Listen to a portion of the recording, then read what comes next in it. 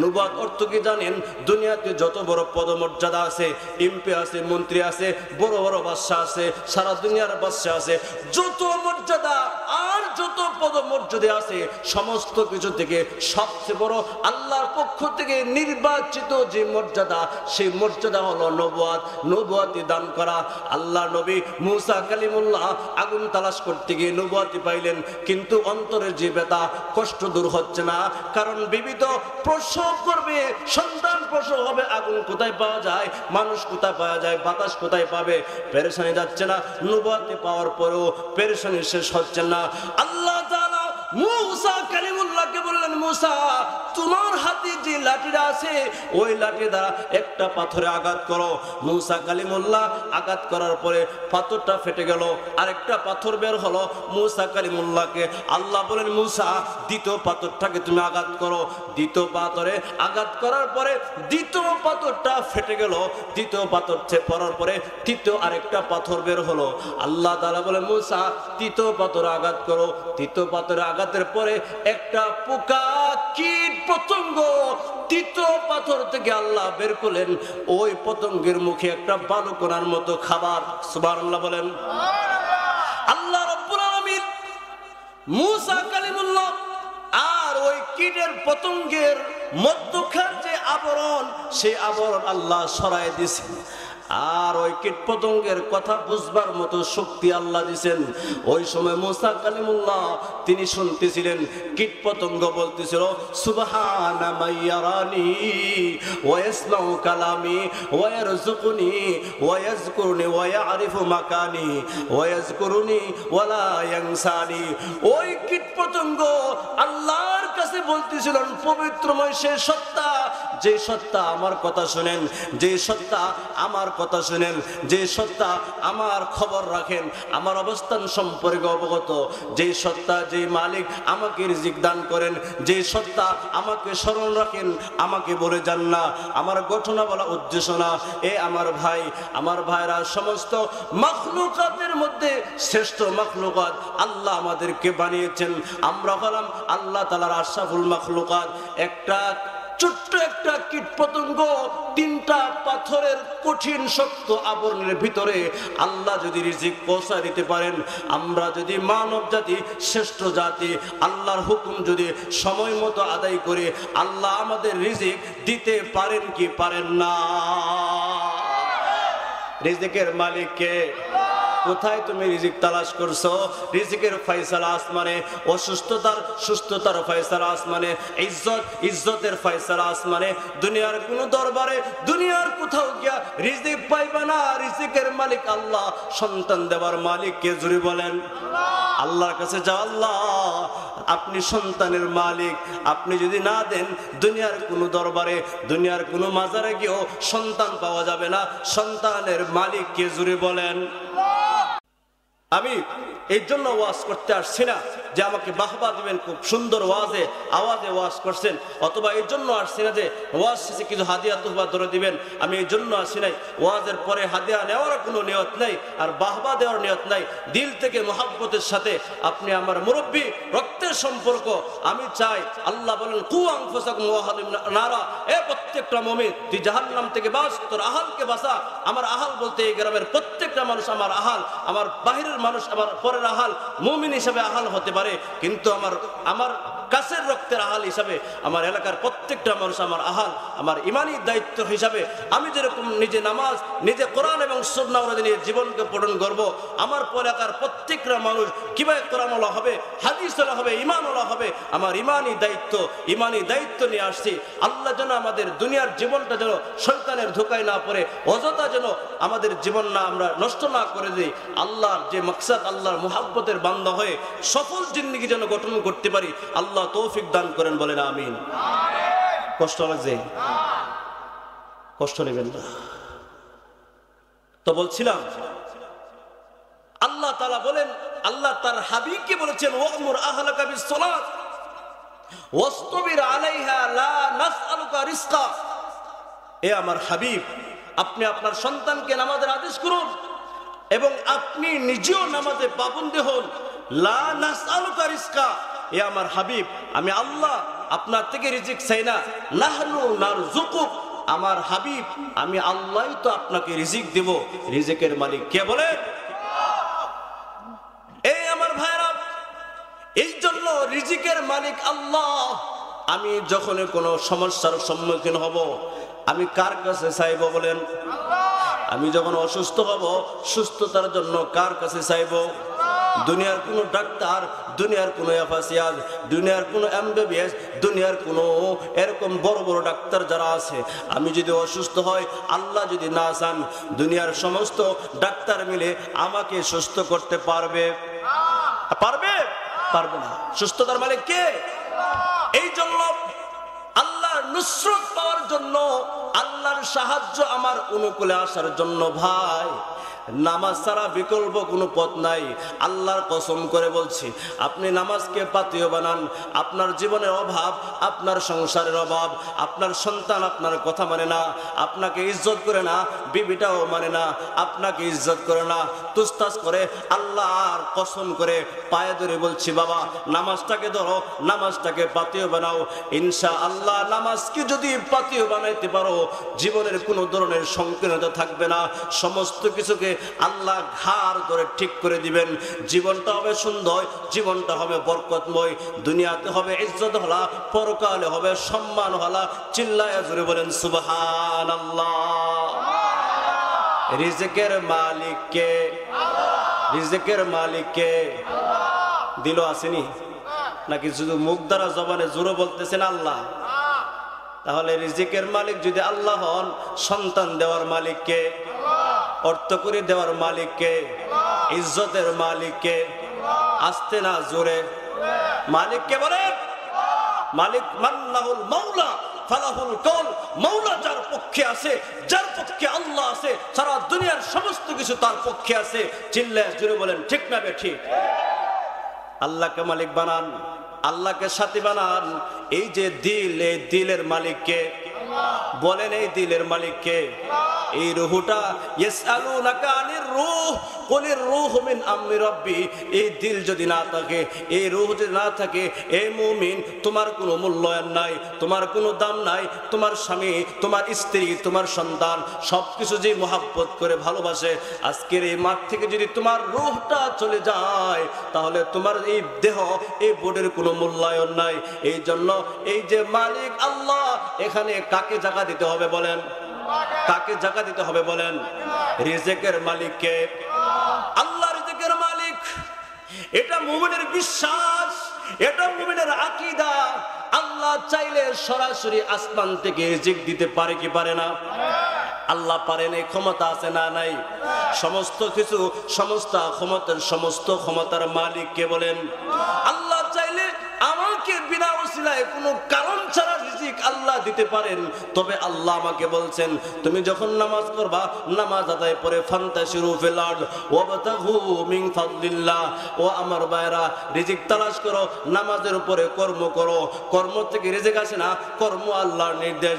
আমি যদি আল্লাহর হুকুম মতো নিজের জীবনকে পরিচালনা করে কর্ম করি, কর্মের মাধ্যমে আল্লাহ আমাকে সম্মানের রিজিক দিবে। সাবধানে আমার ভাইরা, আল্লাহ রিজিকের মালিক।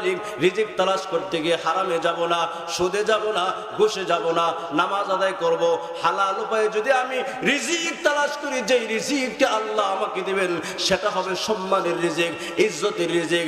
যারা সুদ খায়, সুদ নেওয়ার পরে সামনে কিছু না বললেও পিছন থেকে মহব্বত করে না গালি দেয়, এই অর্থ করি তুই, আমি গরিব, তোর অর্থের বিনিময়ে আমার থেকে তুই সুদ নিছিস, অন্তর থেকে মহব্বত করে না।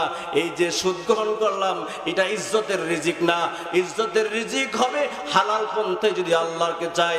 এ আমার ভাইরা, ইমাম রাজি রহমতুল্লাহ আলাইহি একটা বিস্ময়কর ঘটনা রেখেছেন, শুনতে চান? আল্লাহ নবী হযরত মুসা কালিমুল্লাহ তিনি মাদিয়ান থেকে মিশরের দিকে রওনা দিয়েছেন। স্ত্রী ছিলেন গর্ভবতী। এ আমার ভাইরা, কিছু দূর যাবার পথে স্ত্রীর প্রসব বেদনা শুরু। বড় বিপদে পড়ে গেল, বিপদের মুখে হলো। আমার ভাইরা, হযরতে মূসা কালিমুল্লাহ পেরেশান। এই জনমানবহীন শূন্য প্রান্তরে কোথায় তিনি আগুন পাবেন, কোথায় মানুষ পাবেন, কোথায় তিনি পানি পাবেন, এত পেরেশান। আল্লাহ নবী মূসা কালিমুল্লাহ আগুনের জন্য বের হলেন। আগুন তালাশ করতে গিয়ে তিনি পেলেন নবুয়াতি। আল্লাহ নবুয়ত দিয়েছেন। নবুয়ত অর্থ কি জানেন? দুনিয়াতে যত বড় পদমর্যাদা আছে, এমপি আছে, মন্ত্রী আছে, বড় বড় বাদশা আছে, সারা দুনিয়ার বাদশা আছে, যত মর্যাদা আর যত পদমর্যাদা আছে, সমস্ত কিছু থেকে সবচেয়ে বড় আল্লাহর পক্ষ থেকে নির্বাচিত যে মর্যাদা, সেই মর্যাদা হলো নবুয়ত, নবুয়তি দান করা। আল্লাহ নবী মূসা কালিমুল্লাহ আগুন তালাশ করতে গিয়ে নবুয়তি পাইলেন, কিন্তু অন্তরের যে ব্যথা, কষ্ট দূর হচ্ছে না। কারণ বিবিধ প্রসব করবে, সন্তান প্রসব হবে, আগুন কোথায় পাওয়া যায়, মানুষ কোথায় পাওয়া যায়, বাতাস কোথায় পাবে, পেরেশানি যাচ্ছে না। নবুয়তি পাওয়ার পরেও পেরেশানি শেষ হচ্ছে না। আল্লাহ তাআলা মূসা কালিমুল্লাহকে বললেন, মূসা, তোমার হাতে যে লাঠিটা আছে, ওই লাঠি দ্বারা একটা পাথরে আঘাত করো। মূসা কালিমুল্লাহ আঘাত করার পরে পাথরটা ফেটে গেল, আরেকটা পাথর বের হলো। মূসা কালিমুল্লাহকে আল্লাহ বলেন, মূসা, দ্বিতীয় পাথরটাকে তুমি আঘাত করো। দ্বিতীয় পাথরে আঘাত করার পরে দ্বিতীয় পাথরটা ফেটে গেল। দ্বিতীয় পাথর পড়ার পরে তৃতীয় আরেকটা পাথর বের হলো। আল্লাহ তাআলা বলেন, মূসা, তৃতীয় পাথরে আঘাত করো। তৃতীয় পাথরে আঘাতের পরে একটা পোকা, কীট পতঙ্গ তৃতীয় পাথর থেকে আল্লাহ বের করলেন। ওই পতঙ্গের মুখে একটা বালুকণার মতো খাবার। সুবহানাল্লাহ বলেন। আল্লাহ রাব্বুল আলামিন মূসা কালিমুল্লাহ আর ওই কীটের পতঙ্গের মধ্যখান যে আবরণ, সেই আবরণ আল্লাহ সরায় দিয়েছেন। আর ওই কীট পতঙ্গের কথা বুঝবার মতো শক্তি আল্লাহ দিয়েছেন। ওই সময় মূসা কালিমুল্লাহ তিনি শুনতেছিলেন, কীট পতঙ্গ বলতেছিল, সুবহানা মাইয়ারানি ওয়া ইয়াসমাউ কালামি ওয়া ইয়ারযুকুনি ওয়া ইয়াযকুরুনি ওয়া ইয়ারিফু মাকানি ওয়া ইয়াযকুরুনি ওয়া লা ইয়ানসানি। ওই কীট পতঙ্গ আল্লাহর কাছে বলতেছিলেন, পবিত্রময় সে সত্তা, যে সত্তা আমার কথা শুনেন, যে সত্তা আমার কথা শুনেন, যে সত্তা আমার খবর রাখেন, আমার অবস্থান সম্পর্কে অবগত, যে সত্তা, যে মালিক আমাকে রিজিক দান করেন, যে সত্তা আমাকে স্মরণ রাখেন, আমাকে বলে যান না, আমার ঘটনা বলা উদ্দেশ্য না। এ আমার ভাই, আমার ভাইরা, সমস্ত মাখলুকাতের মধ্যে শ্রেষ্ঠ মাখলুকাত আল্লাহ আমাদেরকে বানিয়েছেন। আমরা হলাম আল্লাহ তাআলার আশরাফুল মাখলুকাত। একটা ছোট্ট একটা কীট পতঙ্গ তিনটা পাথরের কঠিন শক্ত আবরণের ভিতরে আল্লাহ যদি রিজিক পৌঁছা দিতে পারেন, আমরা যদি মানব জাতি, শ্রেষ্ঠ জাতি, আল্লাহর হুকুম যদি সময় মতো আদায় করে, আল্লাহ আমাদের রিজিক দিতে পারেন কি পারেন না?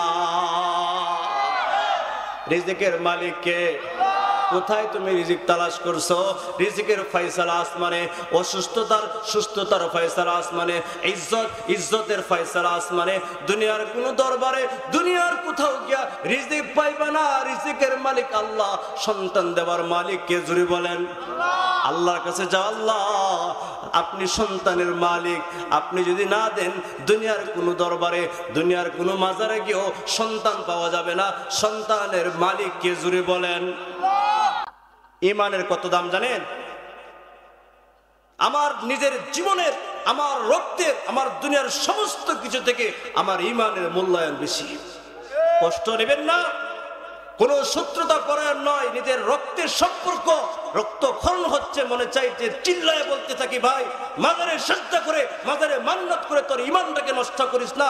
আর তোর ঈমানটা তো দুনিয়ার সমস্ত কিছু থেকে মূল্যায়ন, এত মূল্যবান জিনিসটা কেন তুই মাজারে সিজদা করে, আল্লাহ তাআলার এত বড় দৌলত, এই দৌলতটাকে কেন তুই ধ্বংস করে দিবি?